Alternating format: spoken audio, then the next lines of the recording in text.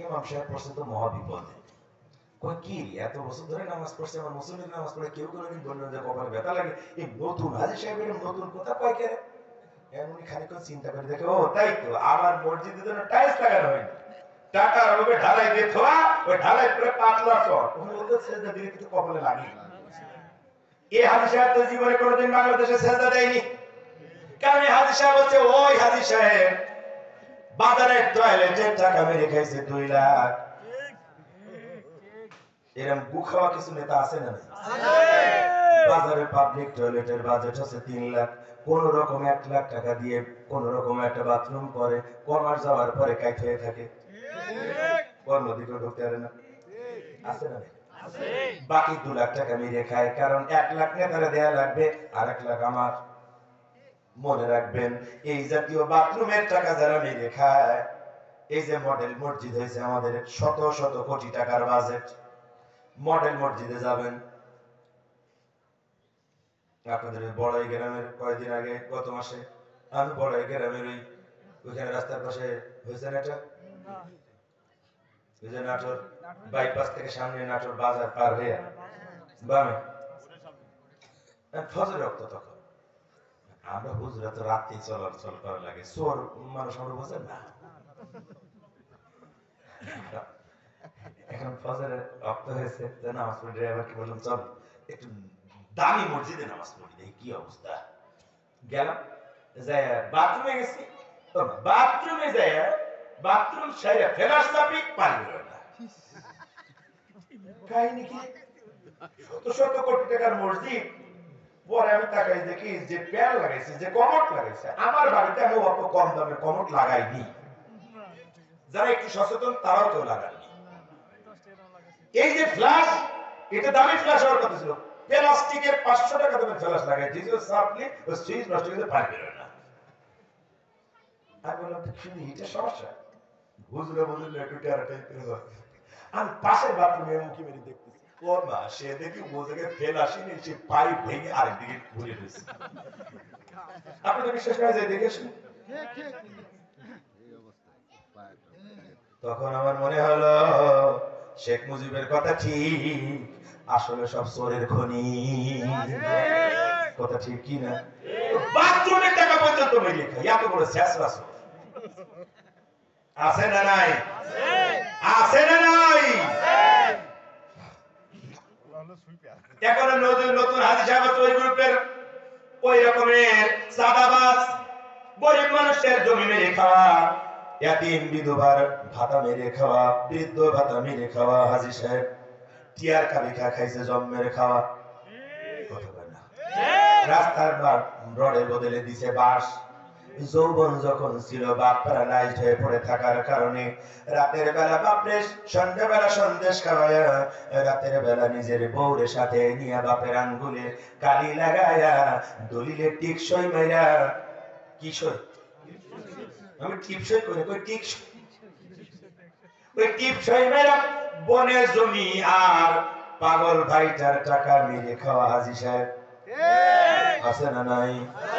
আছে না নাই? এই রকমের কিছু জালেম আছে না নাই? প্যারালাইজ বাপের হাতে কালি লাগাইয়া নিজের নামে জমি জগা সব দখল করে দলিল করে নেয়, ভাই আর বোন গুলা রাস্তায় রাস্তায় কান্দে বেড়ায়, আছে না নাই? এই জাতীয় চুরি, চোর, ডাকাত, বাটপার, ফাঁকিবাজ, টাকার পাহাড় হয়েছে। হজ কাফেলার মুআল্লিম টের পাইছে বল্টু মিয়ার টাকা অনেক বেড়ে গেছে, যায় ওর কাছে তো আর পাওয়া যায় না যে হজ ফরজ, তোমার এখন হজ করা লাগবে। হজ ফরজ কি বোঝে? যাইয়া কয় চাচা সবদুল মিয়ার নামের সামনে আলহাজ লেখা, লোকে বলে আলহাজ সবদুল মিয়া, আর তোমার নামের সামনে কিচ্ছু নেই, শুধু বল্টু মিয়া। কথা তো ঠিক, তাহলে কি করা লাগবে? হজ করা লাগবে। তুমি হজ করে আসলে লেখা হবে আলহাজ বল্টু মিয়া। শুনতেও তো ভালো লাগে রে। কয় টাকা লাগবে? মাত্র 5 লাখ। ধর বেটা, 5 লাখ টাকার জন্য আসছিস? আমি গত বছর 500 কোটি টাকা মেরে খাইছি, তুই 5 লাখ নিয়ে আসিস? ভাবটা এরকম কিনা? শুধু আমি যাবো তো চাষিও যাবো, এনে 10 লাখ যা হজ যাবো। হজে গেছি, হজে যখন যায় নতুন হাজি সাহেব হজ করতে যাওয়ার সময় টাকা পয়সা গহনা গাটি ব্যাংক ব্যালেন্স জমি জায়গা যা আছে সব ছেলেদের নামে লিখে দিয়ে যায়। যেই জায়গায় কোন চাষাবাদ হয় না ওই জায়গায় 10 কাঠা মেয়ের নামে লিখে দেয়। আছে না নাই? আছে আছে। হজ করতে তো যাওয়ার দরকার নেই, হজ তো কবুল হয়েছে গ্রামে। ও যায় যখন মুজদালিফা থেকে পাথর কুড়ায়া যখন জামরায় শয়তানের প্রতিকৃতিতে যখন পাথর মারে, শয়তান দূর থেকে ওরে স্যালুট দেয়। আব্বা আব্বা তুমি তো শুধু আমার বাপ না, তুমি আমার ওস্তাদ। আমি একখান সেজদা দেইনি তাই হচ্ছে শয়তান। আর তুমি 40 বছর 30 বছর ধরে কোনো নামাজ পড়োনি, রোজা রাখোনি, হজ করতে যাকাত দাওনি, বলে তুমি মেরে খেয়েছো, আসার সময় নিজের মেয়েরে ফাঁকি দিয়ে এসে আমারে পাথর মারো। তোমার স্যালুট। আমি আর বাংলাদেশে যাব না, এখন দায়িত্ব সব তোমার কাঁধে তুলে দিলাম। আছে না নাই? আছে না নাই? এই হাজী সাহেব এই বাটপার আয়সা দেখবেন এরকম লাল রুমাল কিনে নিয়ে আসে সৌদি আরবে, লম্বা জামা কিনে নিয়ে এসে 500 রিয়াল দিয়ে আয়সা এইরকম করে ঘোমটা দিয়ে মসজিদে যায় আর বাড়ি আর মসজিদ, আর কোনো জায়গায় যায় না। কারণ একজন বলেছে খবরদার হজ করে এসে কিন্তু আর বাজার করা যাবে না। আছে কেন রে ভাই? হজ করে এসে বাজারে যাবে না তোমার বলছে কে? এই কলেরা তোমার দেখাইলো কে? আচ্ছা হজ গুরুত্বপূর্ণ না নামাজ গুরুত্বপূর্ণ? হজ জীবনে কয়বার? আর নামাজ ডেইলি কয়বার? তো কোনটার গুরুত্ব বেশি? তো তুমি নামাজ পড়ে যে সুদের টাকা নেও, ঘুষের টাকা নেও, অসুবিধা হয় টাকা বেশি লেগে বলে ওইটার খুব দাম, তাই না?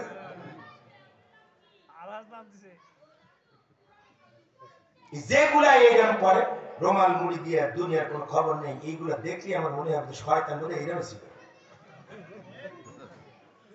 কারণ আপনি ক্লাস তুমি ওহুদ দেখেছো, খন্দক দেখেছো, হুনাইন দেখেছো, বদরের প্রান্তর দেখেছো কিভাবে শহীদ হয়েছে সাহাবায়ে কেরাম, ওহুদের ময়দানে কিভাবে নবীর দাঁত ভেঙে রক্ত ঝরেছে তুমি দেখেছো, আবু জাহিলের পরিণতি কি হয়েছে, আবু লাহাবের পরিণতি কি হয়েছে তুমি স্বচক্ষে দেখে এসছো। ওইটা দেখে আসার পরে শয়তানদের পাথর মেরে দেশে আসার পরে তোমার তো উচিত ছিল এতদিন যা করেছি এখন থেকে আল্লাহর রাসূলের আনিত ইসলাম ছাড়া অন্য কিছু মানি না। তোর নেই এই সংগ্রাম করার কথা, তুমি বেটা বেয়াদব রোমাল মুড়ি দিয়ে নতুন বউ সাজছ। সে বাজার একদিন যে কথা কছিলাম হয়ে গেছে নতুন হাজী সাহেব, এই আকাম্মা হাজী সাহেব শয়তানের থেকে খলিফা হয়ে যে আসছে, মসজিদে কপাল লাগায় যেই ঢালের উপরে কপাল দিয়েছে কপালে ব্যথা লেগে, ইমাম সাহেব বলে নতুন হাজী সাহেব কপালে ব্যথা লাগার কারণ আছে। এই গল্প করতেছিলাম কিন্তু আমরা হুজুরা জান্নাতের কন্ট্রাক্টর মনে আছে কিনা? তা আমি তো আমার বিরুদ্ধে ওয়াজ করতেছি, তাও যদি একটু জোরে ঠিক না বলে তো হয়। আমার ভাই আমার বন্ধুরা, নতুন হাজী সাহেব বলে ইমাম সাহেব কপালে ব্যথা লাগে কেন?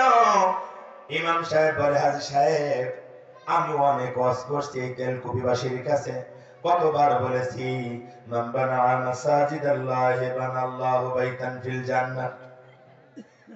আল্লাহ রাসূলের হাদিস কিনা? আল্লাহ রাসূলের সহিহ হাদিস, যে লোক মসজিদ বানায় আল্লাহ তার জন্য জান্নাতে ঘর বানায়া দেয়। হাদিস সহিহ, অসুবিধা নাই, কিন্তু তারপরে আমার আপত্তি। কেন আপত্তি সেটা এখন বলতেছি।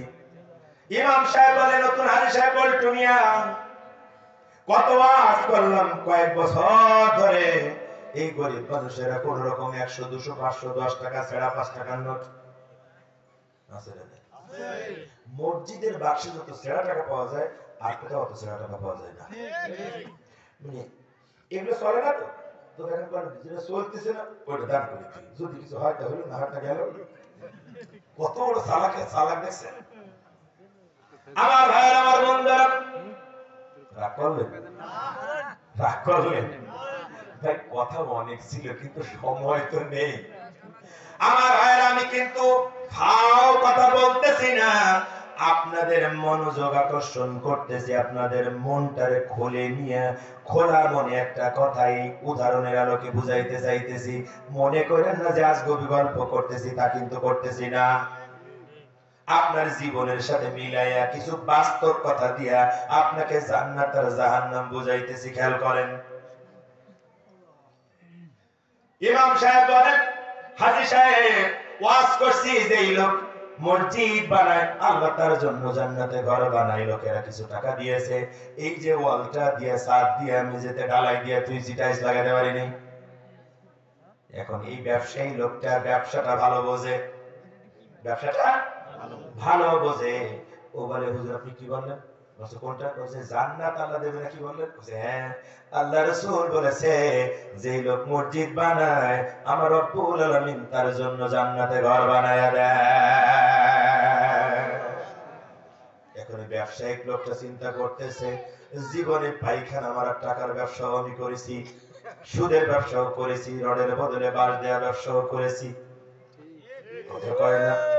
নেতার রুমে সুন্দরী মেয়ে পাঠানোর মাধ্যমে দেহ ব্যবসার কমিশনও আমি খাইছি। কথা বলেন না কেন ভাই? আজকে যদি ইমাম সাহেবের এই সহজলভ্য ব্যবসায় যদি আমি একটু লাভবান না হতে পারি, তাহলে তো আমি ব্যবসায়ী হিসেবে ভালো না। ইমাম সাহেব মসজিদে টাইলস লাগানোর জন্য কয় লাখ লাগবে? কত টাকা লাগবে? ইমাম কয় আমি মিস্ত্রির কাছে শুনে আসতেছে, আপনি বাড়ি যান। মিস্ত্রির কাছে শুনছে কত লাগবে? কয় 3 লাখ হলে হয়। কয় ওযুখানার বাথরুম কত? কয় 1 লাখ হলে হয়। গড়ে 4 লাখ হলে মসজিদের কাজ মোটামুটি শেষ। ইমাম সাহেব দৌড়ায় যায়, বলটু হাজী সাহেব আসসালামু আলাইকুম। দরজা খুলে দিয়ে হাজী সাহেব হাজির। হাজী সাহেব বলছিলেন কত টাকা লাগবে? আমি হিসাব নিয়ে এলাম, 4 লাখ টাকা হলে টাইলস সহ বাকি কাজ হয়ে যায়। ভিতরে ভিতরে ব্যবসায়ী লোকটা খুশি হয়, ইমাম সাহেব তুমি 4 লাখ টাকা নিয়ে পড়ে আছো, গত মাসে আমি 4 কোটি টাকা মেরে খাইছি, আর তুমি আছো 4 লাখ নিয়ে। যাও ইমাম সাহেব, টাইলস লাগানোর কাজ শুরু করো, যা কাজ আছে শুরু করো, আমি 1000 লাখ টাকা দেবো। ইমাম সাহেব এখন সাইকেলে যায় না, দৌড়ায় যায় না, হেঁটে যায়, তাড়াতাড়ি যায় কাজ শুরু। 1 মাস পরে কাজ শেষ হয়ে গেছে। এখন বল্টু হাজী সাহেবের দাওয়াত করছে, আজকে উদ্বোধনী জুমা। অন্য জুমায় মোনাজাত হয় 3 মিনিট, আজকে 13 মিনিট, 10 মিনিট সুদ খরচ জন্য স্পেশাল। কথা বলেন না কেন ভাই? এখন এই বনে জমি মেরে খাওয়া, মেরে ফাঁকি দেয়া, গরিবের অধিকার মেরে খাওয়া, টিয়ার কাবি খাজমের খাওয়া খাইছে, থোপ বরাদ্দ খাইছে, এমনকি ব্যাংকে থেকে লুটও করছে, রডের বদলে বাঁশ দেয়া হাজী সাহেব এখন মাথায় দামি টুপি দিয়ে খদ্দরে জামা গায়ে দিয়ে ইমাম সাহেবের সামনে যে ভাব নিয়ে বসে আছে, কখন নামাজ শেষ হবে আর আমার জন্য দোয়া করা হবে। নামাজ শেষ হয়ে গেল, এবার কন্ট্রাক্টর হুজুর হাত তুলেছে, রব্বুল আলামিন। কথা বুঝেন? 3 মিনিট রেগুলার দোয়াগুলো করছে, 3 মিনিট পরে এবার শুরু হয়েছে, রব্বুল আলামিন আমার আল্লাহ।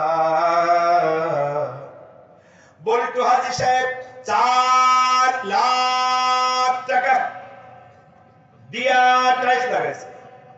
রব্বুল আলামিন তুমি বল্টু হাজী সাহেবকে কবুল করে নাও। বলে তো বল্টু হাজী সাহেবকে কবুল করে নাও তার মানে কি? বল্টু হাজী সাহেব আপনি যে ফাঁকি দিয়ে খাইছে ওটাও কবুল করে নাও, ও যে সুদ খাইছে ওটাও কবুল করো, ও যে ঘুষ খাইছে ওটাও কবুল করে নাও। কি দোয়াটা তাই বুঝা যায়? কথা কয় না রে। এর দোয়া করে রব্বুল আলামিন বল্টু হাজী সাহেব মসজিদ বানাই দিছে গো, তুমি যদি ওর বাপ মা বেঁচে থেকে তাহলে কলেরা দাও, আর যদি মরি থেকে তাহলে জাহান্নাম দাও। না দোয়ার ভাব তো এরকমই, দোয়ার ভাব আসলে এরকমই। ইমাম সাহেব এই যে সুদ করে দোয়া কইরা, ঘুষ করে, মেয়ে জমি মেরে খাওয়া, বনে জমি মেরে খাওয়া, জনগণের সম্পদ মেরে খাওয়া, এই লোকটার যে তুমি দোয়া করে জান্নাতে দিয়ে আসলে, তোমার কি মনে নাই বিশ্ব নবীকে আল্লাহ রাব্বুল আলামিন বলেছিলেন, ওগো আমার নবী যদি ওই মুনাফিকদের জন্য 70 বার দোয়া করো আমি আল্লাহ কবুল করব না। কেন ভুলে গেলে তুমি ইমাম ইমাম সাহেব আমার কথা এ জায়গায় না, আমার কথা একটু আগে।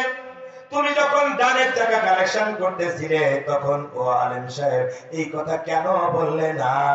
খবরদার মসজিদে কোনো ঘুষখোর দান করবা না, কোনো সুদখোর, কোনো বনে জমি মেরে খাওয়া লোক, কোনো দেহ ব্যবসায়ী, কোন জনগণের টাকা মেরে খাওয়া লোক এখানে দান করবা না, খবরদার। যদি তোমার হালাল 2-1 টাকা থাকে তাই দিবা, অবৈধ টাকা মসজিদে দিবা না। কারণ তোমার এই সুদের টাকা, ঘুষের টাকা দিয়ে যদি মসজিদে টাইলস লাগানো হয়, ওই টাইলসের উপরে যদি কিয়ামত পর্যন্ত নামাজ পড়ে, ওই সেজদা আল্লাহর কাছে একটাও কবুল হবে না। বরং সুদের টাকা দান করার কারণে, ঘুষের টাকা, জনগণের মেরে খাওয়ার টাকা দান করার কারণে তো ডবল গুনাহ হবে। একটা মেরে খাওয়ার জন্য আর একটা চুরি করে ওই টাকা মসজিদে দিয়ে বাবা পড়ানোর জন্য তো ডবল গুনাহ হবে। এই ওয়াজ আমরা কোন হুজুরে করি না?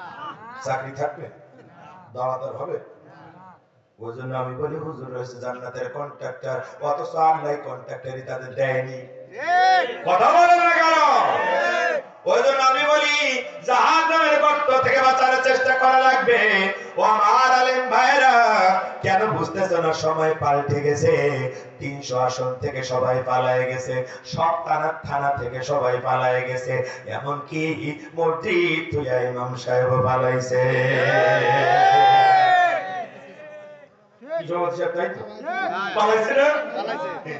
খাপের খাপ মুন্তাজের বাপ।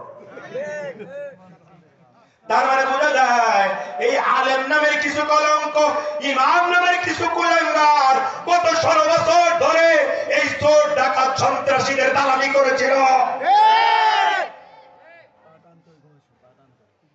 জবাব দেয়া লাগবে। কথা ঠিকই না? এখন শেষের দিকে যায় আলোচনা। কথা কি আবার বুঝেছেন?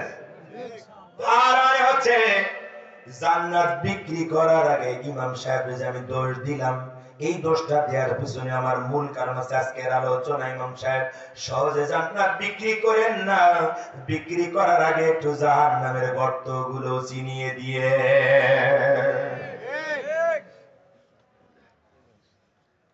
আমার ভাইয়ের, আমার বন্ধুরা খেয়াল করেন, এবার চলেন কিছু জাহান্নামের গর্ত আপনাদেরকে চিনিয়ে দেই। আল্লাহ রাব্বুল আলামিন বললেন, আমার বান্দারা রে খেয়াল করো, জাহান্নামের আগুন থেকে বাঁচার জন্য একটা ব্যবসা করা লাগবে। ব্যবসাটা করলে আমি তোমাদের জাহান্নামের আগুন থেকে বাঁচায় দেব। শুধু বাঁচায় দেব না, গুনাহ মাফ করে দেব, জান্নাত দান করব, সাহায্য দান করব, বিজয় দেব।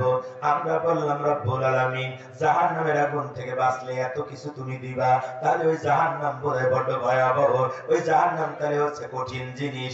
আমরা জানতে চাই ওই জাহান্নাম আসলে কেমন জিনিস। আপনার এই কথা বলার আগে আল্লাহ রাব্বুল আলামিন কোরআনুল কারীমের ভিতরে আপনার এই চিন্তার জবাব দিয়ে রেখেছেন। সুবহানাল্লাহ। আমার রাব্বুল আলামিন বলেন, ফাত্তাকুন নারাল্লাতী ওয়াকুদুহান নাসু ওয়াল হিজারা উইদ্দাত লিল কাফিরিন। কোরআনুল কারীমের 2 নম্বর সূরা, সূরাতুল বাকারা 24 নম্বর আয়াতের শেষের অংশে আমার রব্বুল আলামিন বলে, ও দুনিয়ার লোকেরা, ওই জাহান্নামের আগুনকে ভয় করো। ফাত্তাকু নারাল্লাতী ওয়াকুদুহান নাস ওয়াল হিজারা, ওই জাহান্নামের আগুনকে ভয় করো যেই জাহান্নামের জ্বালানি হবে মানুষ আর পাথর। তার মানে মানুষ আর পাথর দিয়ে জাহান্নামের আগুন জ্বালানো হবে। তার মানে বোঝা যায় আমরা যেহেতু মানুষ, জ্বালানি হওয়ার ভয় আছে না? না। কিন্তু এইটাই আসল ভয় না, ভয় পরে আপনি যখন চুলা জ্বালান কাঠ দিয়া, গ্যাস দিয়া, চুলাটা কেন জ্বালান? এটা সবাই বুঝতে পারতেছেন না। ওই জায়গায় জিহাদ করছেন মানে কি? আমি জিহাদ এই জায়গায় বাস করি আর আমার উপরে জিহাদ করে সাহস কি রে ভাই? এই তবারকুল্লাহ, তবারকুল্লাহ জিহাদিরা একটু আস্তে জিহাদ করে। আমার ভাইয়ের, আমার বন্ধুরা খেয়াল করেন। কষ্ট হচ্ছে আপনাদের? শেষ করে দেব? শেষ করে দেব? আমার দায়িত্ব পালন হয়ে গেছে, 12টা বেজে গেছে না, এখন আপনারা ওঠা শুরু করেন। আগে তো উঠে নিষেধ করছিলাম, এখন যদি পারেন ওঠেন, কারণ আপনারা উঠলে আমি আল্লাহুম্মা আমিন। আমার ভাইয়ের, আমার বন্ধুরা খেয়াল করেন, না করে আসতে আগ্রহ জাগে না, কিন্তু যখন আসি তখন আপনাদের এই চুপচাপ বসে থাকাটা ভালো লাগে। আসতে চাই না তার একটা মাত্র কারণ, কেন 11টার সময় দেবেন, এই ছাড়া আর কোনো কারণ না। আমার ভাই, আমার বন্ধুরা একটু খেয়াল করেন, একটু বোঝার চেষ্টা করেন। আল্লাহ রাব্বুল আলামিন বললেন, ওই জাহান্নামের আগুনকে ভয় করো, যে জাহান্নামের জ্বালানি হবে মানুষের পাথর। আমরা বললাম, রব্বুল আলামিন মানুষের পাথর দিয়া জ্বালায়া জ্বালায়া তুমি ওই জাহান্নামের আগুন কাদের জন্য রেডি করতেছ? কথা ঠিক কি না? আল্লাহ জবাব দিয়েছেন, ওয়াইদ্দাত লিল কাফিরিন।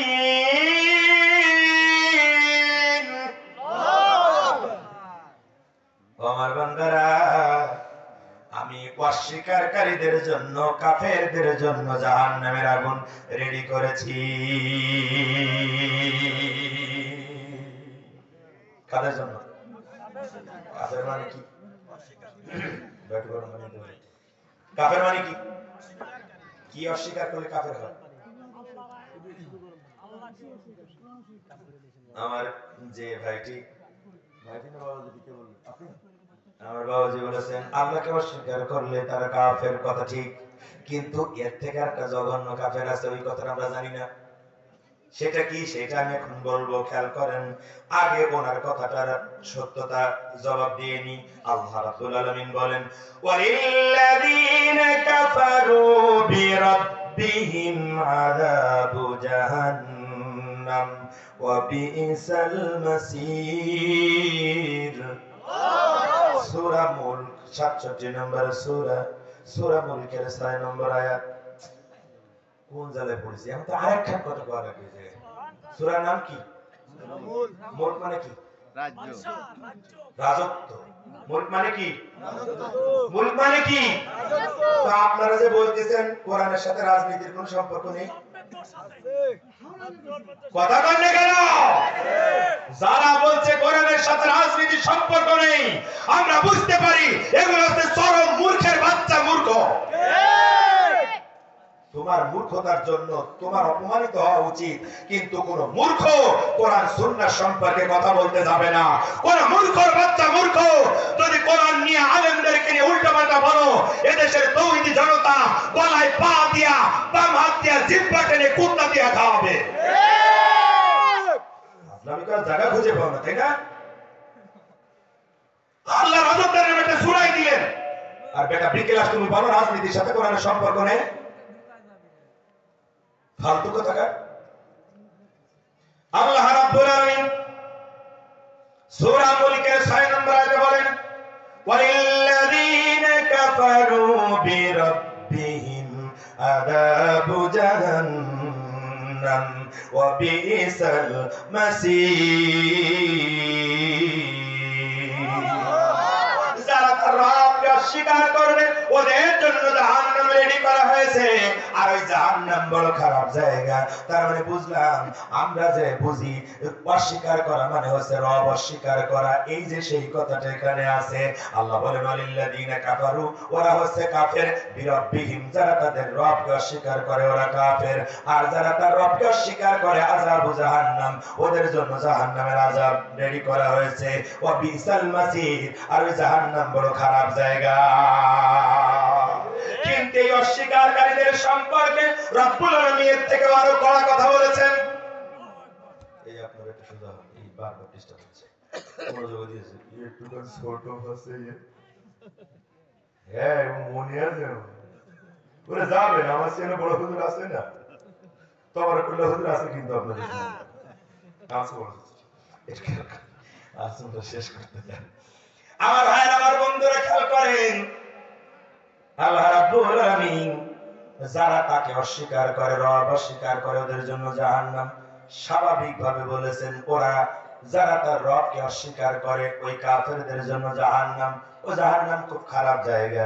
কিন্তু আমার রব্বুল আলামিন আরেক শ্রেণীর কাফেরদের জন্য বড় মারাত্মক কথা বলেছেন, চূড়ান্ত সাবধানকারী উচ্চারণ করেছেন। আপনারা শুনলেই সেটা বুঝবেন, খেয়াল করেন। আমার রব্বুল আলামিন বলেন, ইন্নাল্লাযীনা কাফারু বিআয়াতিনা সাওফা নুসলিহিম নারা কুল্লামা নাদিজাত জুলুদুহুম বাদদালনাহুম জুলুদান গায়রাহা লিয়াযুকুল আযাব ইন্নাল্লাহা কানা আজিজান হাকীমা। কোরআন কারীমের 4 নম্বর সূরা, সূরা নিসার 56 নম্বর আয়াত। কত নম্বর সূরা? কত নম্বর সূরা?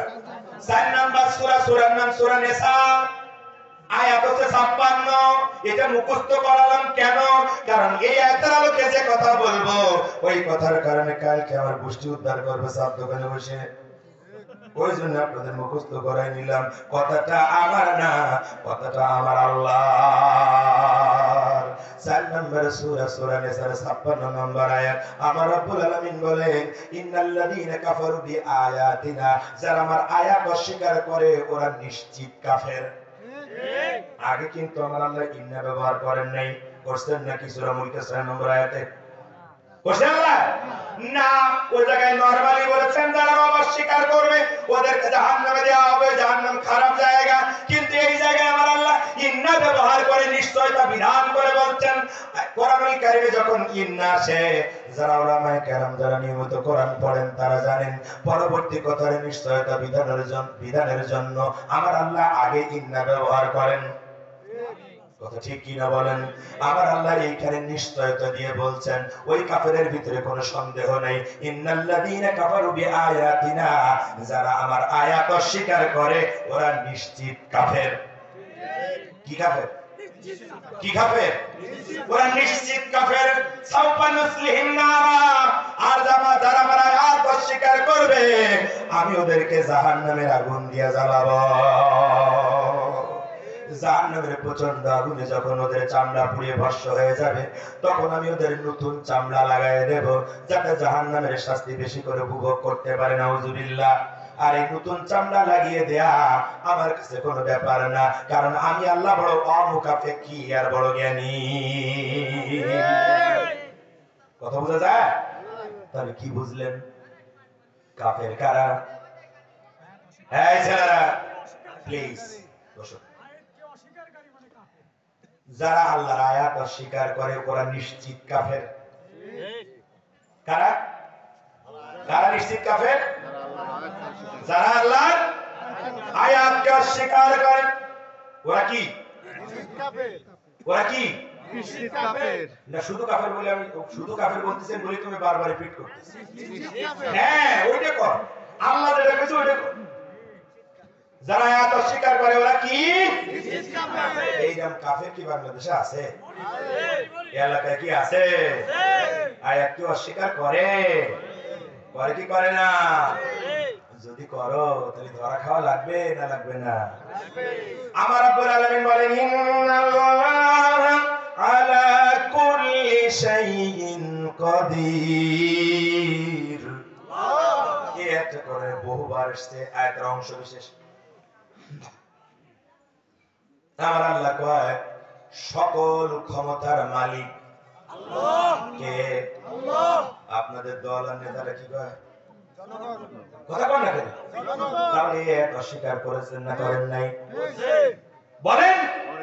আপনার দল যদি এই কথা বলে যে সকল ক্ষমতার উৎস জনগণ, আপনার নেতা যদি এই কথা সমর্থন করে ওই দলের নেতৃত্ব দেয়, আপনি যদি ওর পিছনে লাইন লাগান তাহলে এক আপনি অস্বীকার করেছেন। আবার আল্লাহ কয় যারা আমার আয়াত অস্বীকার করে ওরা নিশ্চিত কাফের। সাওফা নুসলিহিম নারা, আর আমার আয়াত যারা অস্বীকার করবে আমি ওদের জাহান্নামের আগুন দিয়ে জ্বালাবো।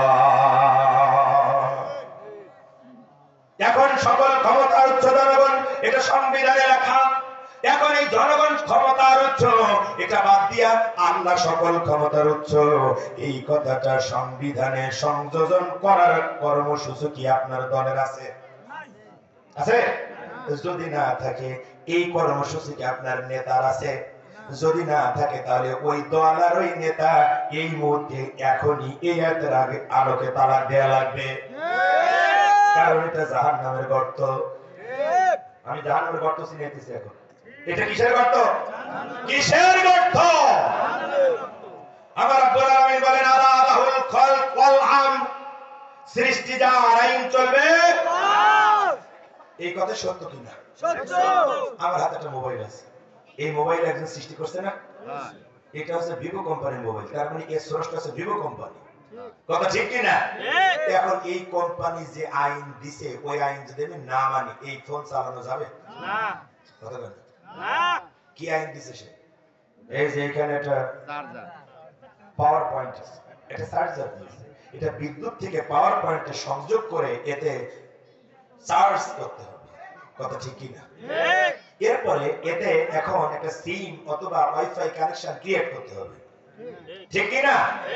তারপরে আপনাকে এখন এটার ব্যবহার জানতে হবে। এখন আপনি কাউকে কল দেবেন, ধরেন আমার কল দেবেন, এই যুবকেরা খেয়াল করো, তোমাদের মেমোরিতে এটা ভালো করে ঢোকার কথা, কারণ তোমরা এটার ইউজার বেশি, একটু বোঝো। ধরো এখন আমার কল দিবা তোমরা, কলিজার টুকরা যুবক ভাইরা খেয়াল করো, ধরো আমার এখন কল দিবা, তোমার মোবাইলের দাম 70-80 হাজার, 50,000, 40,000, আমার তো কম দাম। এখন হুজুরের নাম্বারে কল দিবা, হুজুরের নাম্বার ডায়াল করছো 01717885437, এটা আমার নাম্বার। আবার উল্টো পাল্টা কল দিয়ে না কেউ, বলে ফেলেছি।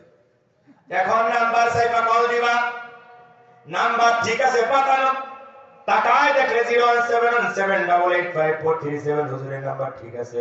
এখন তুমি কল দিবা, এখন এই কোম্পানি বলেছে সবুজ বাটনে চাইপা কল দেয়া লাগবে। এখন তুমি যদি বলো আমি 1.5 লাখ টাকা দিয়া আইপ্যাড কিনলাম, আইফোন কিনলাম, আমি কোম্পানির কথা শুনতে রাজি না, আমি লালটা চাইপে কল দেবো, কথা বল হবে? হবে? কেন হবে না? কারণ এর স্রষ্টার আইন আপনি মানেন না। কথা ঠিক না ভুল? আবার আপনি এত অসহায়, 11 ডিজিট ছাপা লাগবে, আপনি ছাপছেন 0177, মাঝখানে 1 দেন নাই, আমার কাছে কল যাবে না। কে যাবে নাকি? কারণ এর যে স্রষ্টা ওর আইন মানেন নাই। কথা কি বোঝা যায়? কথা কি বোঝা যায়? দুনিয়ার প্রত্যেকটা জিনিস, এই মাইক, ওই বক্স, দুনিয়ার যা কিছু আছে, ওই লাইট, যা কিছু আছে, এর যে স্রষ্টা ও যে আইন দিয়েছে ওই আইন মানা লাগবে। যেমন এই মাইক যিনি বানাইছেন, এই মাইক ওয়ালা বলেছেন মাইক মাউথ স্পিকারটা মুখের কাছে থাকা লাগবে, আর হরেনটা উপরে দেয়া লাগবে। এখন আপনি বড় পীর সাহেব এসে যদি করেন এই বেটা সরাইটা ওই বড় মাইকটা আমার মুখের কাছে ধরেন, ওইটা কথা কব হবে? হবে? শুধু না না, এইখানে একটা বাটন আছে, আছে না? এইখানে একটা বাটন আছে না? এই বাটনটা অন করা লাগবে, নচেত আমার কথা আপনার পর্যন্ত যাবে না। এখন আমি যদি মাতব্বরি করে এই বাটনটা আমি নিচের দিকে দিলাম, শুনেন কথা কন নাকি? শুনতে পান কথা? এখন আমি উপরের দিকে দিলাম, এখন শুনেন কিনা? এর থেকে প্র্যাকটিক্যাল করে বোঝানোর আর আমার সালাম পাতি নেই। এরপরে যদি না বোঝেন তাহলে আপনার কপালের দোষ। কথা কয় না? এই সামান্য সুইচটা যদি ওর স্রষ্টার ওর সৃষ্টিকর্তার আইন অনুযায়ী যদি উপরের দিকে না দিয়ে নিচের দিকে দিয়ে যতই চিল্লান পিছনের লোক শুনতে পায় না, তার মানে বোঝা গেল যে যে জিনিস বানায় ওই আইন, তার আইন দিয়ে সেই জিনিস চালানো লাগে, নচেত চলে না। আমার আল্লাহ কয় আল্লাহুল খালক ওয়াল আমর, এই পৃথিবী বানিয়েছি আমি, এই সৃষ্টি বানাইছি আমি, এই সৃষ্টির উপরে আইন চলবে আমার। কার কথা? কথা বলেন। এখন আপনি যদি বলেন না আমি আল্লাহর আইন মানি না, আমি বাপের আইন দিয়া, আমি স্বামীর আইন দিয়া, আমি দাদা বাবুর আইন দিয়া চালাবো, তার মানে বুঝা স্রষ্টার আইন মানেন না, এই আয়াতের অস্বীকারী আপনার দিয়ে সমাজে শান্তি হবে না, হবে না, হবে না। কথা বোঝা যায়? মাথার মধ্যে ঢোকে? এমন কিছু সমাজে চালাক লোক আছে, আছে না? আমরা মদিনার সনদ দিয়ে চালাবো, কথা কয় না। আরো কিছু লোকজন আছে বলে আমরা কোরআনের আইন দিয়ে চালাবো, তবে তাফসীর মাহফিলের নামে রাজনীতির ব্যবসা করা যাবে না। কথা কয় না কেন ভাই? ও রসুলের পিছনে সব এক জায়গায়, নাটকের লোক রসুল তো ভালোই বুঝে। আমার ভাইয়ের, আমার বন্ধুরা, ওরা কয় আমরা যদি একটু বাপের আইন দিয়ে স্বামীর আইন দিয়ে চালাই, সাথে যদি মদিনার সনদ যোগ করে দিয়ে অসুবিধা আছে কিনা? আছে, আছে, অসুবিধা আছে, আছে মানে আল্লাহ এদেরকে কোন আপোষ করেন নাই। আমার আল্লাহ বলেন ইনিল হুকমু ইল্লা লিল্লাহ, আমার আইন ছাড়া অন্য কারো আইন চলতে পারবে না, পারবে না, পারবে না। কার কথা? আমার আইন ছাড়া অন্য কোন আইন চলবে না, আল্লাহ এই কথা বলে। আপনি যদি এইটা বাদ দিয়া, কোরআনের সুন্নাহর আইন বাদ দিয়া যদি আপনার দলের আইন, আপনার বাপের আইন, আপনার স্বামীর আইন, আপনার নেতার আইন দিয়া যদি সমাজ চালাইতে চান, তাহলে বোঝা গেল এখন যে 4-5টা আয়াত বললাম, আপনি এই 4-5টা আয়াত অস্বীকার করেছেন। কথা বলেন না কেন? এই 4-5টা আয়াত, এমনকি পুরো একটা সূরা আপনি অস্বীকার করার কারণে আমার আল্লাহ বলেন ইন্নাল্লাযীনা কাফারু বিআয়াতিনা, যারা আমার আয়াত অস্বীকার করে ওরা নিশ্চিত কাফের। সাউফা নুসলিহিম নার, আর আমি ওদের জাহান্নামের আগুন দিয়ে জ্বালাবো। কথা বোঝা যায়? কথা বোঝা যায়? আমি আর আগাইতে চাই না। আমার ভাইরা বোঝার চেষ্টা করেন। আল্লাহ রাব্বুল আলামিন বলেন আহাল্লাল্লাহুল বাই' ওয়া হারামার রিবা, আমি তোমাদের জন্য ব্যবসা হালাল করেছি আর সুদ করেছি হারাম। কার কথা? এখন আপনি যখন ব্যবসা বাড়ানোর জন্য বিভিন্ন সমিতিতে আপনার স্ত্রীকে দিয়ে লোন নেন, বিভিন্ন সুদী ব্যাংকের থেকে লোন নিয়ে যখন ব্যবসা বাড়ান, তখন এই আয়াত অস্বীকার হয় নাকি হয় না? কথা বলেন না কেন? সুদ খুব মজা জিনিস না? সুদের 70টা গুনাহ, সবচেয়ে ছোটটা হচ্ছে নিজের মায়ের সাথে জিনা করা। সবচেয়ে বড় দুটো হচ্ছে আল্লাহ আল্লাহ রাসূলের বিরুদ্ধে যুদ্ধ ঘোষণা করা। আপনার সাহস কি? কথা বলেন না। আল্লাহ রাসূল বলেন যে 1 টাকা সুদ খায় 36 বার জিনা করলে যে গুনাহ হয়, 1 টাকা সুদ খাইলে সেই গুনাহ হয়। নাউজুবিল্লাহ বলবেন না? তার মানে তুমি যে 10,000 টাকা লোন নিয়ে 1,000 টাকা বেশি দিলে, তার মানে হচ্ছে 36,000 বার জিনা করলে যে গুনাহ হয়, 1,000 টাকা সুদ খাইলে বা সুদ দিলে তার থেকে বেশি গুনাহ হয়। তার মানে যে বেটা 1,000 টাকা সুদ খায়, বেশ্যাখানার বেশ্যা মেয়েটার চাইতো এ আরো বেশি জঘন্য নিকৃষ্ট। এরপরে যদি তুমি সুদ খাইতে চাও, জন্মের খাওয়া খাওয়া, আমার কোনো অসুবিধা নেই, কারণ তোমার জন্য জাহান্নাম রেডি। এই সুদ হচ্ছে জাহান্নামের গর্ত। কথা বোঝা যায়? আমার রব্বুল আলামিন বলেন ও দুনিয়ার ইমানদার নারী, পুরুষ আর নারী, তোমাদের জন্য পর্দা ফরজ করা হয়েছে। পর্দা কি? ও মায়েরা, আমার বোনেরা খেয়াল করো, তোমাদের জন্য এবার ফাইনাল কথা বলতেছি। এটা বলেন আয়াত নামে বানাই বললো কথা কর।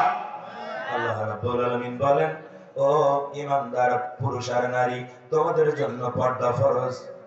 পর্দা এখন আপনার স্ত্রী আর কন্যা যখন বাজারে যায়, তখন কি ঢিলা ঢালা বোরকা পরে ওড়না দিয়া স্কার্ফ পরে যায়, নাকি উলঙ্গ পোশাক পরে যায়?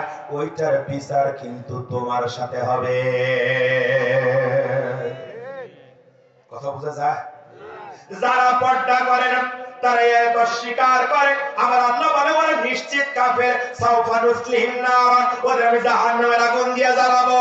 তাহলে তোমার নেতৃত্বে কোন রকম একটা ব্লাউজ পরে শাড়ি মাঝখানতে দিয়া হাত উঁচু করে যে তোমার কিছু দেখায়, আর তুমি যে দেখে ঢোক গেল, তোমার তো জাহান্নামে যাওয়া লাগবে।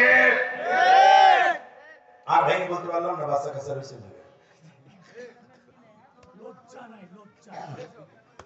আমার ভাইয়ের, আমার বন্ধুরা, ও আমার মায়ের জান, জাত একটু খেয়াল করো, তুমি যদি পর্দা না মানো, তুমি যদি পর্দা না মানো, বেপর্দায় যদি তোমার শরীর প্রদর্শন করে রাস্তায় বাজারে ঘুরে বেড়াও, তাহলে শোনো তোমার জন্য জাহান্নাম রেডি, তোমার জন্য জাহান্নাম রেডি করা হয়েছে।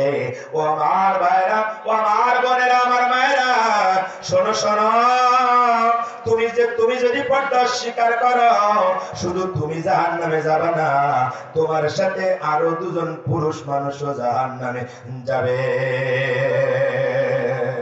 ও আমার মায়েরা, আমার বোনেরা, কান লাগায় শোনো, হৃদয়ের কান দিয়ে শোনো, তুমি যদি বেপর্দায় চলো আর তোমার বাপ যদি তা বাধা না দেয়, তোমার স্বামী যদি তাতে বাধা না দেয়, তোমার যদি পর্দায় বাধ্য করে না করে পর্দায় থাকার জন্য, তাহলে তোমার ওই বাপ আর তোমার ওই স্বামী তোমার বেপর্দার কারণে তোমার সাথে জাহান্নামে যাবে। ও বাপ যদি হাজিও হয়, ও স্বামী যদি নামাজিও হয়, রোজাদারও হয়, আর তুমি যদি বেপর্দায় চলো, তোমার সঙ্গে ওই বাপ আর ওই স্বামীরও জাহান্নামে যাওয়া লাগবে। বেপর্দা জাহান্নামের গর্ত। কথা বোঝা যায়? কথা বোঝা যায়? আর লম্বা করবো না, একটা বলেই শেষ। কথা বোঝা যায়? ও আমার ভাইরা, আমার বন্ধুরা,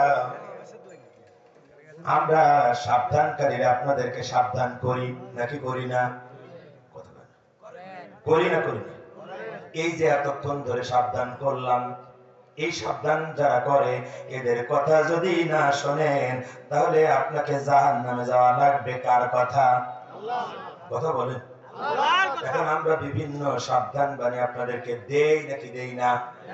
অন্য কেউ দেখ আর না দেখ, আমি তো এখন দিলাম। কথা বলেন। এখন যদি আপনি এই সাবধানকারীদের কথা না শোনেন, তাহলে আপনার কপালকে কিভাবে পড়বে একটু আমার আল্লাহ সেটাও বলে দিয়েছেন, আমি বলবো নাকি?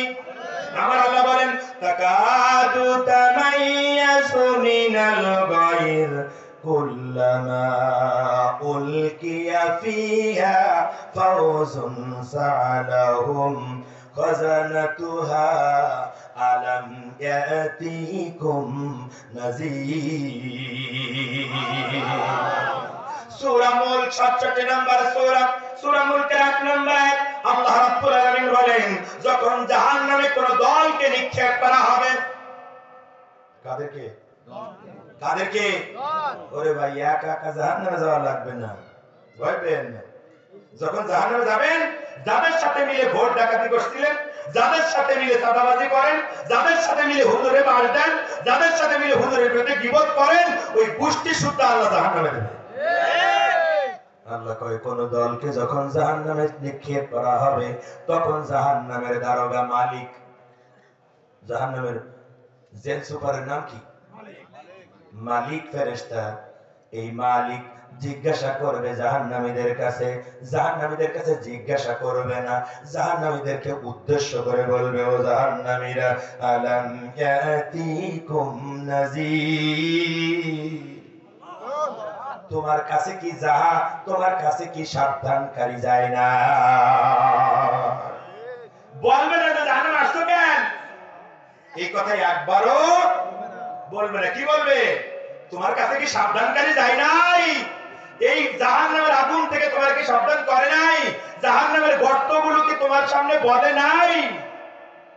আমরা যখন জেলখানায় যাই, তখন জেলের যারা দায়িত্বশীল, ওরা কি বলে বলেন তো? হুজুর, জেলখানে আসছেন কেন? আমরা যখন জেলখানে নেওয়া হচ্ছে, দুদিন ধরে অঘোষিত রিমান্ড, সে কাহিনী এখন আর না বলি।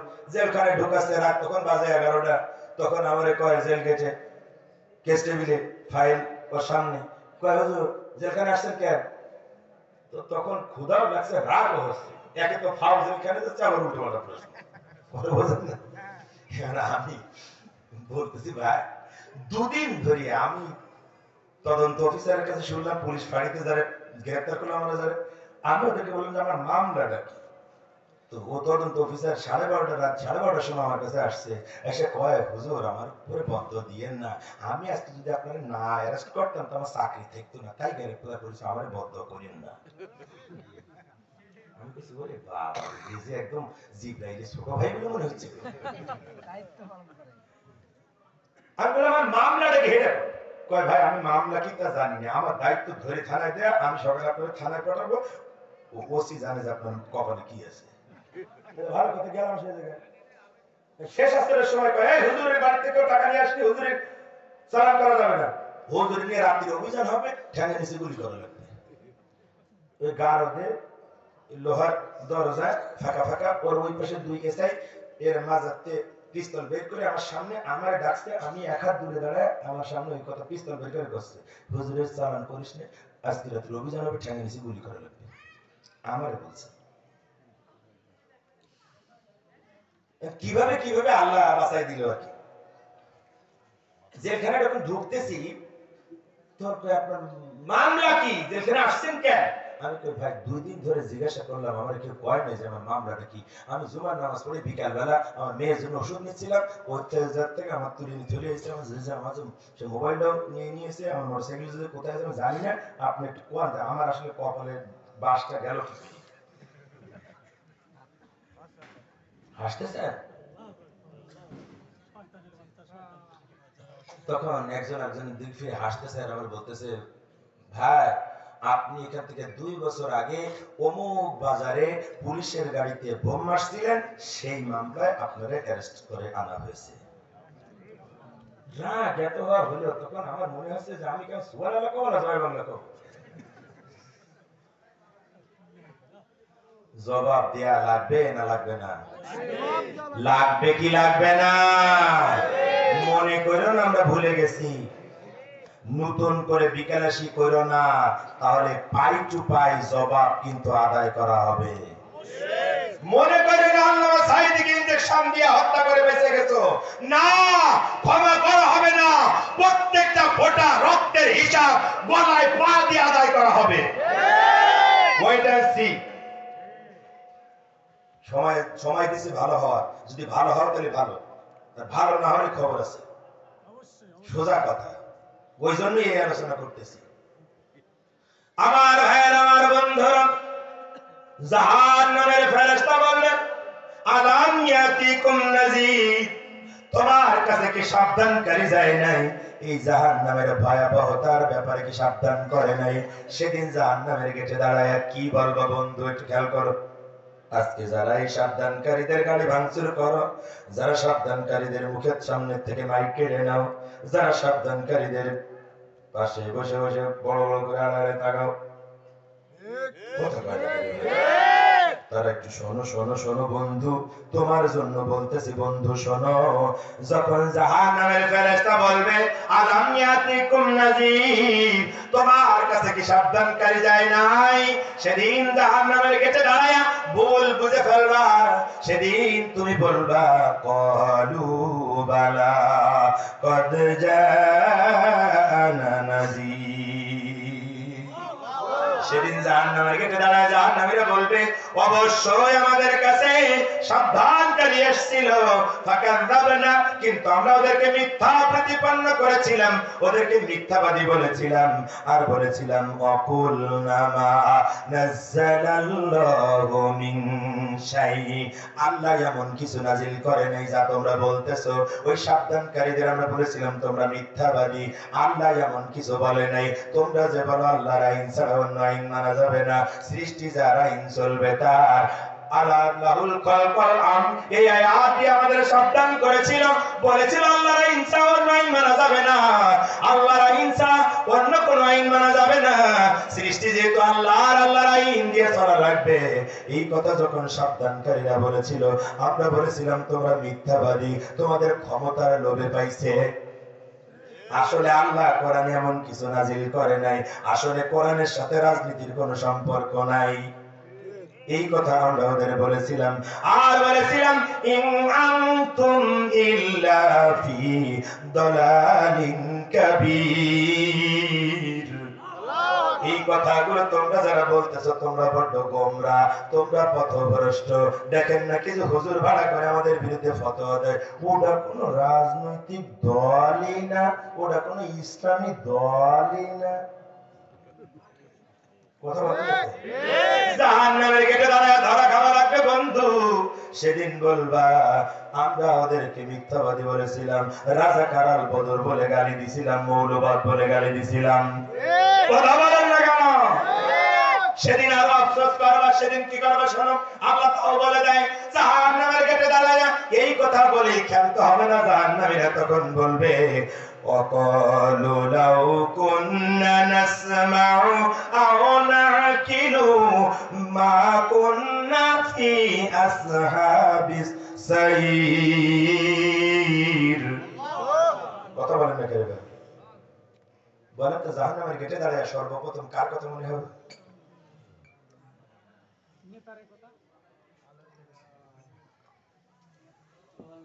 বলেন। এই হচ্ছে আমাদের ঈমান, বুঝেন? এই যে আমরা জাহান্নাম থেকে সাবধান করি না তার প্রমাণ হচ্ছে এই নীরবতাই তার প্রমাণ। আমার ভাইয়ের, আমার বন্ধুরা, জাহান্নামের গেটে দাঁড়ায়া সর্বপ্রথম মনে হবে হুজুরির কথা, সাবধানকারীর কথা মনে হবে। কার কথা? যারা সাবধান করেছিল ওদের কথা মনে হবে। সেদিন জাহান্নামের গেটে দাঁড়ায়া জাহান্নামীরা বলবে আল্লাহ আমাদের মাফ করুন, বলেন আমিন।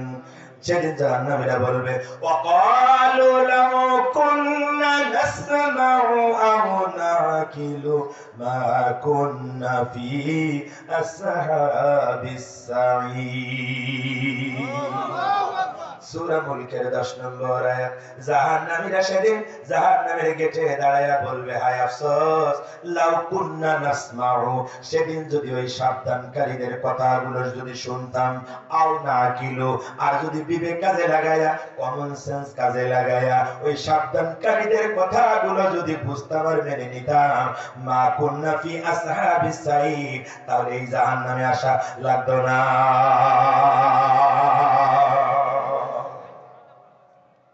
ধরা খাওয়া লাগবে না লাগবে না?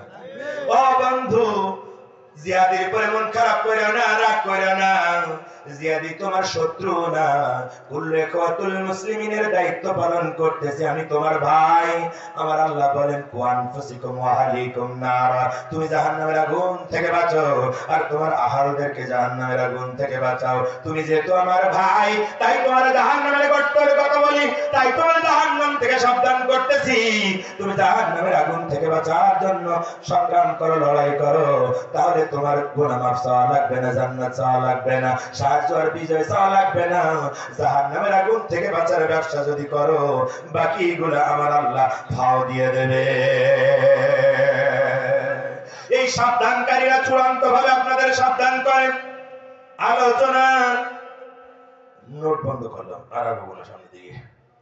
আমার ভাইরা, আমার বন্ধুরা, এই সাবধানকারীরা আপনাদেরকে চূড়ান্ত ভাবে সাবধান করে। এই সাবধানকারীরা আপনাদেরকে বলে আকিমুস সালাহ ওয়া আতুজ যাকাত। কার আয়াত? আল্লাহ রাব্বুল আলামিন বলেন সালাত কায়েম করো, যাকাত আদায় করো। যদি তা না করো, জাহান্নামের গেটে দাঁড়ায়া বলা লাগবে লাম নাকু মিনাল মুসাল্লিন, আমরা মুসল্লি ছিলাম না। অথচ সাবধানকারীরা বলতেছে আকিমুস সালাহ ওয়া আতুজ যাকাত, নামাজ তোমাদের জন্য ফরজ, যাকাত তোমাদের জন্য ফরজ। যদি এটা না মানো, এটা জাহান্নামের গর্ত, মানলে জান্নাত, না মানলে জাহান্নাম। কথা ঠিক কি না? কিন্তু আমাদের কপাল পোড়া জাত। এই জায়গায় আমার অন্তরের দুঃখ ওইটুকুন বলে আজকের শেষ। আমার ভাইরা খেয়াল করেন, যখন ইমাম সাহেব, আপনার নাম কি বলি? বেলাল ভাই মসজিদে খুতবা দেন কোন জায়গায়? ঠাকুরলক্ষ্মী। এখান থেকে দূর আছে না? হ্যাঁ, 2 কিলোমিটার। তাহলে হবে আপনাদের কোল যাবে। বলেন বলেন। আমার বেলাল ভাই দীর্ঘদিনের পরিচয়। বেলাল ভাই জুমার আলোচনা করতেছে, আজকের জুমায় তেলাওয়াত করেছে আকিমুস সালাহ ওয়া আতুজ যাকাত, নামাজ কায়েম করো, যাকাত আদায় করো, এটা ফরজ। এটা যদি না করো তাহলে জাহান্নামে যাওয়া লাগবে। এই যে যাকাত যদি না দাও, যাকাত ভিত্তিক অর্থনৈতিক ব্যবস্থা যদি চালু না করো, গরিবের অধিকার যদি বুঝে না দাও, গরিবের হক যদি মেরে খাও, তাহলে জাহান্নামে যাওয়া লাগবে। কারণ জাহান্নামের গেটে দাঁড়ায় সেদিন বলবা ওয়ালাম নাকুনু তুইমুল মিসকিন। আজকে জাহান্নামে আসার কারণ হচ্ছে আমরা গরিবের হক মেরে খাইছিলাম, গরিবের অধিকার দেই নাই। এখন এই জুমার আলোচনা সবাই গ্রহণ করেছে, আমার নামাজ পড়া দরকার, যাকাত দেওয়া দরকার, গরিবের অধিকার মেরে খাওয়া যাবে না। হুজুর ঠিক কথা বলছে, আমি নামাজ পড়িনি, আমার দোষ, আমার নামাজ পড়া দরকার। হুজুর ঠিক বলছে, আমার রোজা রাখা দরকার, আমি রোজা রাখিনি, আমার অপরাধ। হুজুর পর্দার কথা বলে, আমার অন্যায়, আমার বউ আর মেয়ের পর্দায় রাখা দরকার। হুজুর বলতেছে পিতামাতার খেদমত করা ফরজ। আমার বাপ মারে যে আমি সিঁড়ির নিচে ভাঙা খাটে তুইছি প্যারালাইজ, বাপ মা দেখি না, এটা আমার অন্যায়, এটা জাহান্নামে যাওয়ার কারণ। আমার বাপ মার খেদমত করা লাগবে, তার চিকিৎসার জন্য আমার অর্থ ব্যয় করা লাগবে, তার তার খাবারের ব্যবস্থা করা লাগবে, কাপড় চোপড়ের ব্যবস্থা করা লাগবে। বারবার বারবার প্যারালাইজ বাপ মার প্রস্রাব আর পায়খানার কাপড় আমার বারবার চেঞ্জ করে দেয়া লাগবে। এই জায়গায় অবহেলা করলে আমার জাহান্নামে যাওয়া লাগবে। এই কথাগুলো ইমাম সাহেব যখন বলে তখন মাথা নিচু করে শোনে, আমার অন্যায়, আমার মেনে চলা লাগবে। কিন্তু পরে জুমা ইমাম সাহেব তেলাওয়াত করেছে, আকিমুদ্দিন ওয়ালা তাতাফাররাকু ফীহি, আল্লাহ জমিনে আল্লাহর আইন কায়েম করা ফরজ। এই আইন কায়েম করতে যায় পরস্পর বিচ্ছিন্ন হয়ে যায় না। এই আয়াত তেলাওয়াত করে যখন আলোচনা করে, খবরদার, আল্লাহর জমিনে আল্লাহর আইন কায়েম করা ফরজ, যদি তা না করো জাহান্নামে যাওয়া লাগবে। কথা বলেন না কেন? দিন মানে কি? জীবন বিধান, আইন ব্যবস্থা, জীবন ব্যবস্থা। সভাপতি সাহেব বলেন, দিন মানে কি? জীবন বিধান, জীবন ব্যবস্থা। এই জীবন বিধান, বিধান মানে কি? আইন। আইন রে বাংলায় বলে বিধান, ইংরেজিতে বলে ল, আর আরবিতে বলে দিন। কথা বলেন না কেন?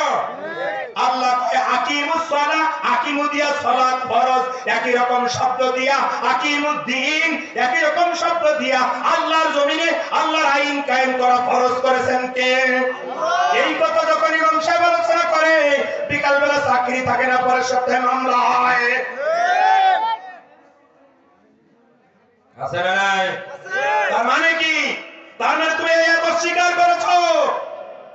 আর এই আয়াত অস্বীকার করার কারণে তোমার পরিচয় ইন্নাল্লাযীনা কাফারু বিআয়াতিনা, তুমি আয়াত অস্বীকার করার কারণে নিশ্চিত কাফের। সাউফা নুসলিহিম নারা, তোমাকে জাহান্নামে আগুন দিয়ে জ্বালানো হবে। কথা বুঝা যায়? কারণ আমরা সাবধানকারীরা সাবধান করে গেলাম, কথা ঠিক কি না? ঠিক কি না?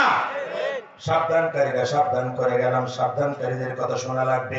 সুদ খাওয়া যাবে না, ঘুষ খাওয়া যাবে না, বিধবা ভাতা বয়স্ক ভাতা মেরে খাওয়া যাবে না, টিয়ার কাবিকা মেরে খাওয়া যাবে না, ব্যবসার নামে সুদ খাওয়া যাবে না, পিতা মাতার অবাধ্য হওয়া যাবে না, আল্লাহ জমিনে আল্লাহর দিন কায়েম করা লাগবে। বেনামাজি হওয়া যাবে না, গরিবের হক মেরে খাওয়া যাবে না, বেরোজাদার হওয়া যাবে না, এইগুলা সব জাহান, বেপরদায় যাওয়া যাবে না, এইগুলা সব জাহান্নামের গর্ত। এই গর্তগুলো যখন আসবে তখন বাইপাস করে তোমার সামনে আগাইতে হবে।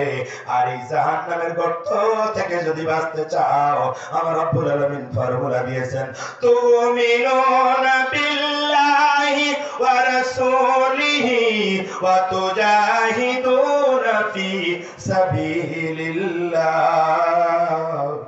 بأموالكم وأنفسكم ذلكم خير لكم إن كنتم تعلمون। সূরা সাফের 11 নম্বর আয়াত দিয়ে আমার আল্লাহ বলেন, জাহান্নামের আগুন থেকে যদি বাঁচতে চাও তাহলে আল্লাহর উপরে ঈমান আনো। আল্লাহর উপরে ঈমান আনার পরে আল্লাহর রাস্তায় জিহাদ করো, লড়াই করো, সংগ্রাম করো। আর জিহাদের ময়দানে হাজিরা দাও তোমার জান আর মাল নিয়া। তুমি যদি জাহান্নামের আগুন থেকে বাঁচার চেষ্টা যদি করো, যদি ঈমান আনার পরে জিহাদের ময়দানে যদি হাজির হয়ে যাও, তোমার জান আর মাল নিয়া যদি হাজির হয়ে যাও, আমার রব্বুল আলামিন বলেন, ইন্নাল্লাহ আশতারা মিনাল মুমিনিনা আনফুসাহুম ওয়া আমওয়ালাহুম বিআন্না লাহুমুল জান্নাহ। জিহাদের ময়দানে তোমার জান আর মাল আমার আল্লাহ কিনে নেবেন, বিআন্না লাহুমুল জান্নাহ, বিনিময়ে তোমারে আমার আল্লাহ জান্নাত দিয়ে দেবে। কথা কি বোঝা গেল? বোঝা গেল? এটাই ছিল আজকের আলোচনা। আমি আলোচনার উপসংহার বলতেছি, খেয়াল করবেন খুব। আমার 2 ঘন্টার আলোচনা বাড়ি যাবে না, 2 ঘন্টা পার হয়ে গেছে। আমি 2 মিনিটে মুখস্থ করে দিচ্ছি, খেয়াল করেন। আমার ভাইয়ের, আমার বন্ধুরা খেয়াল করেন, বোঝার চেষ্টা করেন। 1:08 বাজে, বাবা গো, মনে করেন আজকে একটু ফাঁকি মারবো। 2 ঘন্টা করে আলোচনা গেছে, আমি মনে করছিলাম যে 2 ঘন্টার মধ্যে শেষ করবো, আজকে তোর বেশি হয়ে গেছে। প্রায় আড়াই ঘন্টা। আচ্ছা যাক, আপনারা খুশি হয়েছেন? জাহান্নামের গর্ত চিনতে পারছেন? আপনারা খুশি হওয়ার দরকার নেই। আপনারা কি জাহান্নামের ভয় অন্তরে জাগে? জাহান্নামের গর্ত কি চিনছেন? এটাই আমার প্রার্থনা। আল্লাহ রাব্বুল আলামিন আমাদেরকে, হ্যাঁ আমি জানি ওর মনে আছে দাঁড়ান, আমি কি ভুলে গেছি নাকি? আমার ভাইয়ের আমার বন্ধুরা একটু খেয়াল করেন, আমি আলোচনার উপসংহার বলতেছি। আমি আপনাদেরকে 61 নম্বর সূরা সূরাতুস সাফের 10, 11, 12 আর 13 এই 4 আয়াত দিয়া বোঝানোর চেষ্টা করেছি। আল্লাহ বলেছেন জাহান্নামের আগুন থেকে বাঁচার জন্য ব্যবসা করা লাগবে। কথা বলেন, জাহান্নামের আগুন থেকে ব্যবসা করার জন্য মৌলিক 5টা জিনিস লাগবে। কয়টা? একটা হচ্ছে ঈমান আনতে হবে। 2 নম্বর হচ্ছে জিহাদের ময়দানে হাজির হওয়া লাগবে। জিহাদের ময়দানে আল্লাহর আইন বাস্তবায়নের জন্য লড়াই সংগ্রাম করা লাগবে, এটার নাম জিহাদের ময়দানে হাজির হওয়া।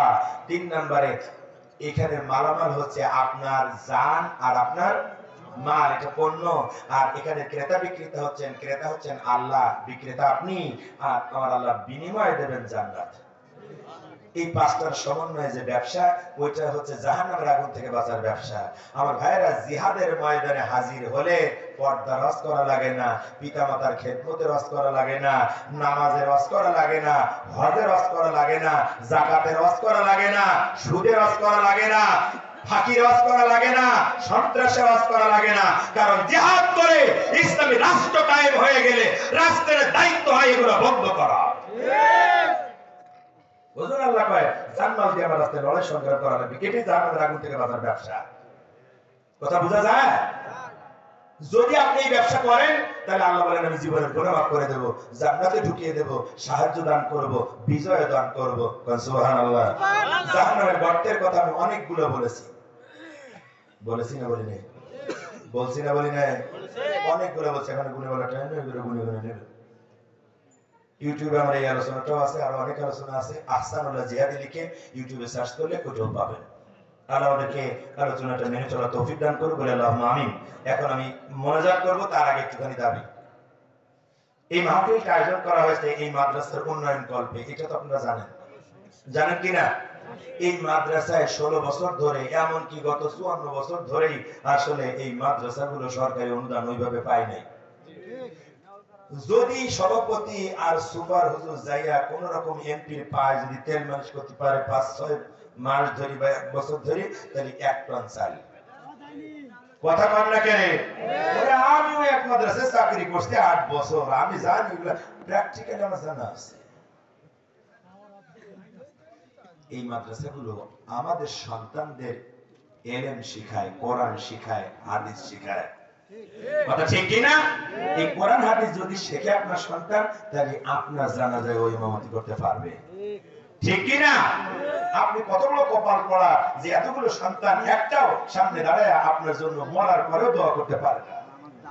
ওই জন্য একটু ছেলেরা আগে নুরানি মাদ্রাসায় দিয়া, আগে ইবতেদাইতে দিয়া, দাখিল মাদ্রাসায় দিয়া পাস করায়া, তারপরে ইঞ্জিনিয়ার, ব্যারিস্টার, কলেরা শুধু যা বানান বানান, অসুবিধা নেই। কথা কয় না? তাহলে আপনার কপাল ভালো হবে। কথা ঠিক কি না? এখন আমার ভাইরা, আমি গভীর রজনীতে দীর্ঘ রাস্তা আমি পাড়ি দিয়ে এসেছি, মুসাফির হালতে আছি। আমি গুনাহগার, এতে কোনো সন্দেহ নেই, কিন্তু আল্লাহ মুসাফিরের দোয়া কবুল করেন বলে বিশ্বনবী ঘোষণা করেছেন। কথা ঠিক না ভুল? আল্লাহ মাজলুমের দোয়া কবুল করেন। এখানে অনেক মাজলুম আছে। কথা ঠিক কি না? আল্লাহ সন্তানের জন্য পিতামাতার দোয়া কবুল করেন। এখানে অনেক পিতামাতা আছে, আছে না নাই? আমার ভাইরা, আমার বন্ধুরা, তো এখন আমরা আপনাদের নিয়ে দোয়া করতে চাই। তার আগে আমার দাবি হচ্ছে এই মাদ্রাসার জন্য কারা পারবেন একটু বেশি করে দান করতে, 20,000, 15,000 বা 10,000 বা 5,000 টাকা দিতে কারা পারবেন আমি একটু দেখতে চাই। যদি আপনারা দিয়েছেন, তারপরে যারা বাদ আছেন বা যারা দেওয়ার সামর্থ্য আছে, আমি একটু দান চাই আপনাদের কাছে। 10, 20,000, 5,000 কারা দিতে পারবেন? বলেন ভাই। আসলে কালেকশন করার জন্য একটু হাওয়া দিয়ে আওয়াজ জানা লাগে, তা আমি ডাইরেক্ট ওয়াজ করে করে ওইগুলো ভুলে গেছি। পান মারতে আমি পারি। আমাদের সভাপতি সাহেব কি জানো না, আলহাজ তোজাম্মেল হক সরকার 20,000 টাকা। বলেন মারহাবা, বলেন মারহাবা। আল্লাহ তার দানটা কবুল করুক, যেন বলে বরকত দিক, বিপদ আপদ মুসিবত আল্লাহ দূর করে দিক। বলেন আমিন। আর কারা আছে? আমার ভগ্নিপতি মা আছে কাবিলুদ্দিন, তার ছেলে 4,000 টাকা দিল, সেও হার্টের রোগী, দোয়া চাইছে। জি, কাবিল উদ্দিন সাহেব মারা গিয়েছেন, তার সন্তান হার্টের রোগী, বাবার জন্য 4,000 টাকা দিয়েছেন, নিজের জন্য দোয়া চাই। আমরা দোয়া করি রব্বুল আলামিন সন্তানের এই দান তুমি ফিরিয়ে দিতে পারো না, আল্লাহ তুমি তার পিতাকে মাফ করে দাও। আল্লাহ প্রিয় ভাইটিকে সুস্থ করে দাও। বলেন আমিন। আল্লাহ তারটা কবুল করুন। বলেন আমিন। আর কারা আছেন বলেন? এই আপনার সব বন্ধু বান্ধবরা কই? বড় বড় লোক যারা ডাক দাওয়াত করছিলেন কই? ভাই একটু বলেন। এই এত সব বলে পারবো? কি এটা? সুজন রং মিস্ত্রি, মাদ্রাসা পাড়া, 500 টাকা নগদ, 500 টাকা বাকি, মায়ের জন্য দোয়া চাই, আল্লাহ তার মাকে মাফ করে দিন। বলেন আল্লাহুম্মা আমিন। আর কারা আছেন ভাই? 5,000, 10,000, 20,000 দেওয়ার মতো আর কেউ নাই? কিটা? করিম, আব্দুল করিম, মায়ের জন্য দোয়া চাই, 3,000 টাকা। চরলক্ষ্মী করলা, আল্লাহ তারটা কবুল করুক, আল্লাহ তার মাকে মাফ করে দিন। বলেন আমিন। তাড়াতাড়ি দিতে হবে, একসাথে দেন। দোকান কালেকশন 3200 টাকা। দোকানদার ভাইদেরকে আল্লাহ মাফ করে দিন, তাদের ব্যবসা বারাকা দান করুন। বলে আল্লাহুম্মা আমিন। আলম মাস্টার নামনপাড়া 1000 টাকা, আনোয়ার হোসেন 500 টাকা, Mosharraf master 2 bag cement, Zaher Ali 500 টাকা, খোরশেদ মাস্টার 500 টাকা, সোহেল 1000 টাকা, মৃত মুখলিসুর রহমানের ছেলে 500 টাকা। আল্লাহ তাকে মাফ করুক, সব দানগুলো আল্লাহ কবুল করুন। বলেন আমিন। আব্দুল মান্নান 500 টাকা, আল্লাহ কবুল করুন। বলেন আমিন। আমাদের জালসার সহসভাপতি ছিল আলহাজ তাহের উদ্দিন সাহেব, উনি 3 দিন আগে মারা গেছেন। ওনার ছেলে আলহাজ আলতাফ সাহেব, উনি 5,000 টাকা পাঠিয়েছেন। এই মাহফিলের সহসভাপতি ছিলেন আলহাজ আবু তাহের, মাত্র 3 দিন আগে মারা গিয়েছে। তার সন্তান কত দিয়েছেন? 5,000 টাকা দিয়েছেন। আল্লাহ এই দানের বিনিময়ে তাকে মাফ করে দিন। বলে আল্লাহুম্মা আমিন। আল্লাহ এই দানগুলোকে কবুল করুন। বলেন আমিন। মিজানুর রহমান তেলকুপি 3,000 টাকা, আল্লাহ কবুল করুন। বলেন আমিন। তাড়াতাড়ি দেন, সব একসাথে দেন। প্রবাসী আমিনুল ইসলাম 6,000 টাকা, বলেন মারহাবা, আল্লাহ দানটা কবুল করুন। বলেন আমিন। আওলা প্রবাসী 5,000 টাকা, আল্লাহ কবুল করুন। বলেন আমিন। ফয়সাল মাদ্রাসা আপনার 2,000 টাকা। আমার এক বাবাজি 300 টাকা, আল্লাহ দানটা কবুল করুন। বলেন আমিন। আল্লাহ তার বার্ধক্যের কষ্ট দূর করে দিন। বলেন আমিন।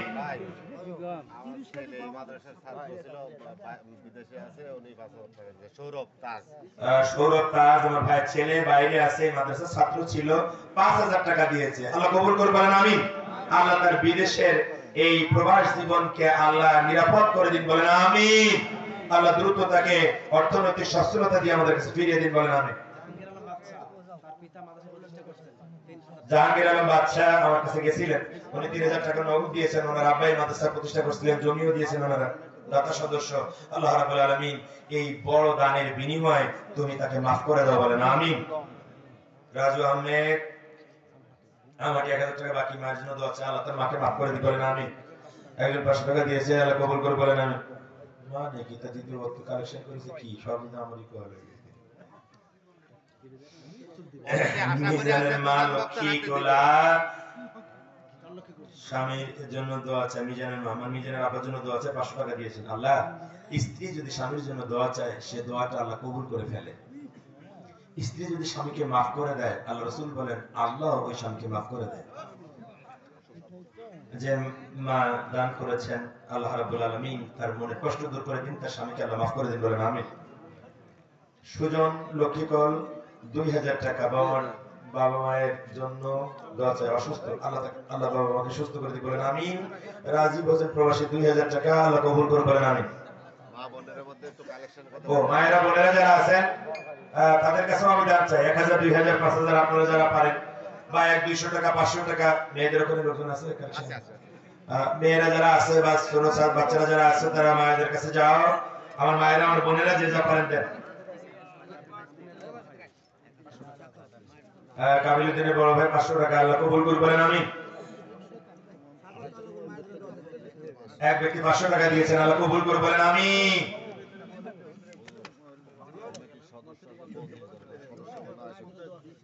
তাই কমিটির সদস্য তারা কই ভাই? কমিটির সদস্যরা কোথায় আসেন? এখন তো আসলে নাম ধরে ধরে ডাকার সুযোগ নেই, আপনারা একটু আসেন।